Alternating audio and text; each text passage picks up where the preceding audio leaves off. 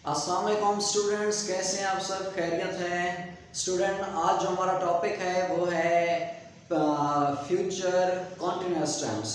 Future continuous tense के हमने singular sentences, plural sentences पहले पढ़ लिए थे। आज हम उसके जो है नेगेटिव सेंटेंसेस और इंटरोगेटिव सेंटेंसेस करते हैं। इन सेंटेंसेस की जाने बढ़ने से पहले आप तमाम दोस्त मेरे इस चैनल इंग्लिश ग्रामर को लाजमी सब्सक्राइब कर दें, बेल आइकन को प्रेस कर दें और इसे अपने दोस्तों में शेयर भी कर दें। तो चलते हैं अपने टॉपिक की तरफ। फ्यूचर कॉन्टिन्यूअस टेंस, फेल मुस्तकबिल जारी। जैसे कि आपको पता है इसके नेगेटिव सेंटेंसेस मनफी फिक्रे कहलाते हैं। नेगेटिव सेंटेंसेस मनफी फिक्रे जिनमें नहीं आता है। यहाँ पर मैंने 3 सेंटेंसेस लिखे हैं। वो लेक्चर नहीं दे रहे होंगे, वो लेक्चर जो ना नहीं दे रहे होंगे, ये नेगेटिव सेंटेंस है क्योंकि इसमें क्या है, नहीं है। वो लेक्चर नहीं दे रहे होंगे, he will not be delivering a lecture। यानी सबसे पहले हमने सब्जेक्ट लगाना है, उसके बाद हमने will लगाना है, हेल्पिंग वर्ब not लगाना है, be लगाना है, उसके बाद वर्ब की ing फॉर्म लगानी है और लास्ट में हमने ऑब्जेक्ट लगाना है। तो यहाँ तक आपको समझ आ चुका होगा। वो लेक्चर नहीं दे रहे होंगे, he will not be delivering a lecture। दूसरा सेंटेंस, हम शहतूत नहीं खरीद रहे होंगे। सबसे पहले हम की वही और हेल्पिंग वर्ब है, विल है, फिर नहीं की नॉट, खरीदने की बाय, उसकी आईएनजी फॉर्म बाइंग और मलबरीज शहतूत। We will not be buying mulberries। We will not be buying mulberries। Third sentence है, मैं किताब का मुताला नहीं कर रहा हूँगा। मैं किताब का मुताला नहीं कर रहा हूँगा, इसको हम क्या किस तरह करेंगे, I will not be, यहाँ पर will not be and same here is will not be। I will not be studying a book। जब स्टडी होता है वो फर्स्ट फॉर्म है, स्टडीइंग आईएनजी फॉर्म या चौथी फॉर्म इसे हम कह सकते हैं, studying a book. I will not be studying a book। मैं किताब का मुताला नहीं कर रहा हूँगा। नेगेटिव सेंटेंसेस कंप्लीट होते हैं। अब हम चलते हैं अपने इंटेरोगेटिव सेंटेंसेस पर।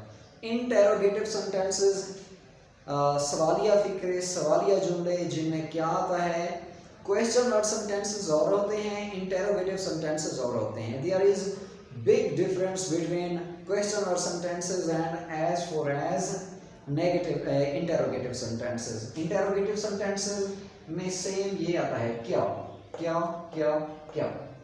इन सब में इंटेरोगेटिव सेंटेंसेस में सिर्फ क्या आता है और लास्ट में क्वेश्चन मार्क आता है। और इंटेरोगेटिव सेंटेंसेस इसी तरह ये हैं। और जो क्वेश्चन वर्ड सेंटेंसेस हैं वो आप पहले कई मेरी वीडियोस में देख चुके हैं कि क्वेश्चन वर्ड सेंटेंसेस किन को कहते हैं, किन सेंटेंसेस को कहते हैं। तो यहाँ पर आप डिस्कस करते हैं, क्या मैं प्याज छील रहा हूँगा, क्या मैं प्याज छील रहा हूँगा, एक क्या है और लास्ट में हमारा क्वेश्चन मार्क है। तो सबसे पहले हमने जो हेल्पिंग वर्ब ये लगाए थे, इनको हम हेल्पिंग वर्ब को पहले लेंगे, उसके बाद सब्जेक्ट को लेंगे, बी लगाएंगे, उसके बाद वर्ब की आईएनजी फॉर्म लगाएंगे फर्स्ट फॉर्म के साथ, उसके बाद हम ऑब्जेक्ट लगाएंगे। यानी will I be peeling off the onion, will I be peeling off the onion, क्या मैं प्याज छील रहा हूँगा। दूसरा सेंटेंस है, क्या वो गेंद को ठोकर मार रहा होगा, ठोकर हिट, ठीक है, चाहे वो पाँव से भी हो, ठीक है, हम पाँव से ही मारते हैं, हाथों से भी ठोकर मारते हैं। क्या वो गेंद को ठोकर मार रहा होगा यानी ज़र्ब लगा रहा होगा, हिट कर रहा होगा। तो हम यहाँ पर सबसे पहले helping verb, will he be hitting the ball, will he be hitting the ball, क्या वो गेंद को ठोकर मार रहा होगा। तीसरा सेंटेंस है, क्या बाहर बूंदाबांदी हो रही होगी। बूंदाबांदी जो रिमझिम होती है उसके साथ, इसे हम बूंदाबांदी, उसको ड्रिजलिंग कहते हैं।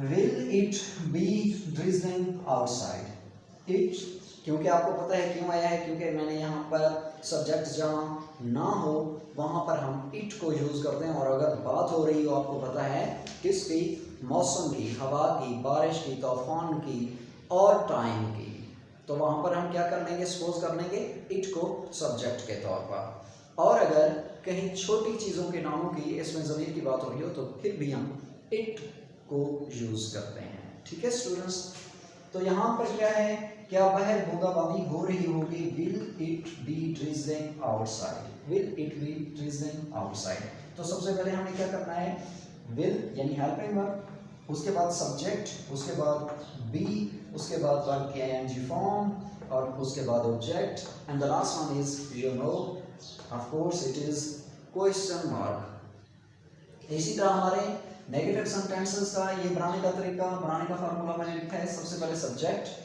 देन विल नॉट, उसके बाद यानी वर्ब नॉट, उसके बाद हेल्पिंग वर्ब है, उसके बाद बी लगाना है, उसके बाद वर्ब की आईएनजी फॉर्म लगानी है और ऑब्जेक्ट लगाना है।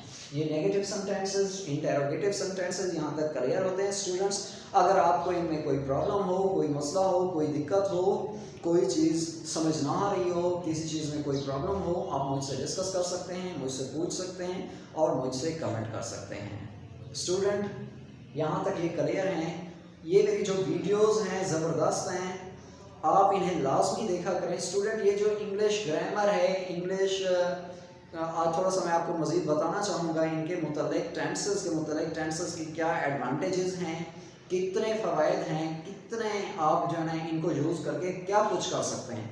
स्टूडेंट टेंसेस की बदौलत आप आंसर क्वेश्चन लिख सकते हैं, वो भी बग़ैर आप अपना सर खपाएं, बग़ैर आप जो है ना अपने दिमाग को परेशानी में डालें। सेंटेंसेस की बदौलत, टेंसेस की बदौलत, ये जो टेंसेस हैं जितने मैं समझा रहा हूँ, ये जो वीडियोस बनती हैं, ये इस तरह जो है बहुत ही यूज़फुल हैं, बहुत ही फ्रूटफुल हैं। आप इन्हें ऐसे वेस्ट ना किया करें, आप इन्हें समझा करें। स्टूडेंट इन्हीं की बदौलत हम आंसर क्वेश्चन, चाहे वो किसी भी क्लासेस के हों, आंसर क्वेश्चन आसानी से कर सकते हैं। इन्हीं की बदौलत हम जो है ना स्टोरीज़ कर सकते हैं, इन्हीं की बदौलत हम एसेज लिख सकते हैं, वो भी अपनी पसंद का, अपनी तरफ से, बगैर टाइम वेस्ट किए, बगैर अपने सर को थकाए, अपने दिमाग को थकाए। एसेज लिख सकते हो, लेटर्स लिख सकते हो, एप्लीकेशंस लिख सकते हो, इवन हर चीज़ कर सकते हो, वो भी टेंसेस की बदौलत। और अगर आपको टेंसेस नहीं आते स्टूडेंट, तो आप नाकाम हैं।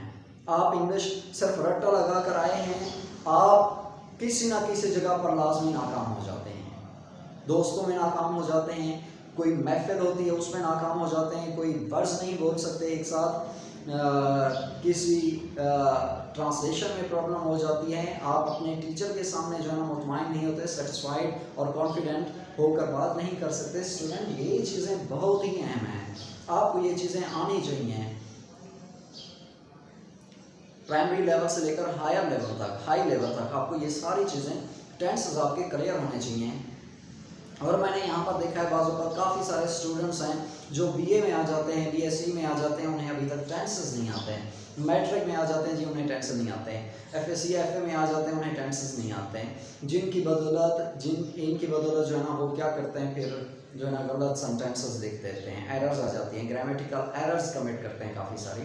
तो स्टूडेंट लाजमी आप टेंसेस को सीखा करें, ये बहुत ही कीमती हैं, ये आपका एसेट है, आपका असासा है, आपका फ्यूचर ब्राइट कर सकते हैं।